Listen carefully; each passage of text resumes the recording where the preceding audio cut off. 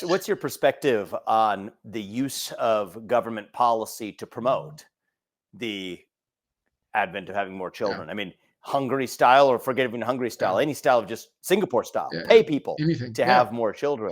What's your So, perspective there? so at the Institute for Family Studies, we've launched a pronatalism initiative that I'm leading that is basically premised on the idea that policy does Okay. matter. Now, policy is not a silver bullet. There's not one thing that if you just legislate that, people will have 2 kids. Okay, that's not a thing. But there are lots and lots of policies that nudge a little bit Mhm. each. And we can put them broadly in 3 buckets. One is fix what's broken. So I mentioned the Yep. EATC. The EATC currently discourages marriage. Marriage has a huge causal effect on birth rates. So we need to fix the discouragement of marriage. And that means fixing programs like the EATC or SNAP or Section 8 housing vouchers, making them removing marriage penalties and removing any fertility penalties in them. So fix what's broken. The second is pay for it. So we should give people money to have kids because raising children is socially valuable work. Mhm. It's not a handout. When parents raise a child who is a functional citizen, they are doing hundreds of thousands of dollars of labor that is transferred to the taxpayer through future tax revenues of that child. I want to come back Okay, to question we you should on that, compensate but parents. before we get to that, what was your third one? The third area of Sure. policy?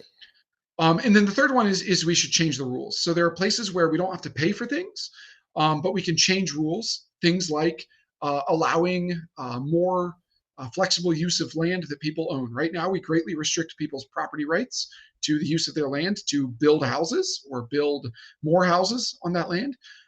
Housing is the single biggest cost of raising children. Um, and so if we build more of it, we know from good, high quality, causally informative studies that making housing cheaper gets you more babies. And there's other places, occupational licensing, where we have unnecessary labor regulations that prohibit people from being a Mhm. hairdresser until they complete some absurd number of hours of schooling. There's all kinds of places where we have rules in our society, legal rules or normative rules. You must have a college degree to do this job. Well, really? Do you need a college degree for that job?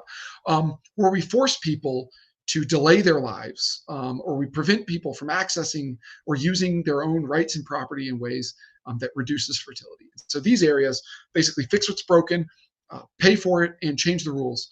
Are key areas where we need to make changes to enable people to have the families that they say they want in surveys. Yeah. So that's what's interesting from a philosophical perspective, which I am increasingly deeply fascinated by, which is potential. I don't want to call it a rift necessarily, but a potential diversity of approaches to the future of the conservative movement, even the nationalist conservative movement here.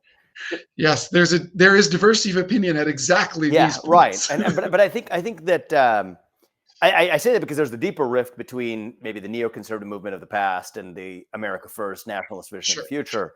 But within that America First nationalist vision of the conservative movement, I think that there is a fork in the road, and I'll be talking about this in other forums more extensively. But I think there's a rough fork in the road that the rubber hits the road on. Where is your where is your skepticism of the regulatory state in your hierarchy of priorities? Right. I Mhm. start generally from a place where I am deeply skeptical of the regulatory state, not just because it's an Yeah, impediment to freedom, absolutely. but because I think Yeah. it's actually been net bad for workers, net bad for family formation for some of the same reasons that you articulate Yeah. here. And when I look at those three categories of what you call pronatalism policies, and pronatalism, I think, is a worthy goal. The question of how to get there is an open question.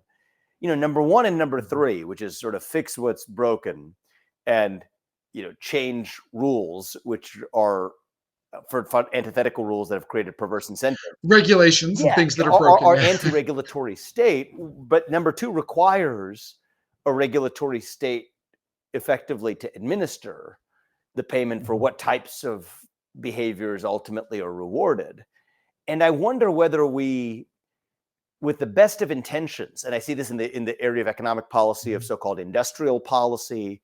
I see it with respect to consumer protection Mhm. regulations or antitrust laws. It shows up in the immigration debate in certain senses too, of Mhm. effectively proffering an oxymoron of a menu of policies, which are to acknowledge the existence of a Mhm. regulatory state that gave us what is the failed incentive structures we've created today, and yet somehow supposing that we could have an alternative edifice that gave us something better than the actual Yeah. bureaucratic apparatus that got us to where we are. And I just think it's an interesting fork in the road for the future of the conservative movement and the nationalist right.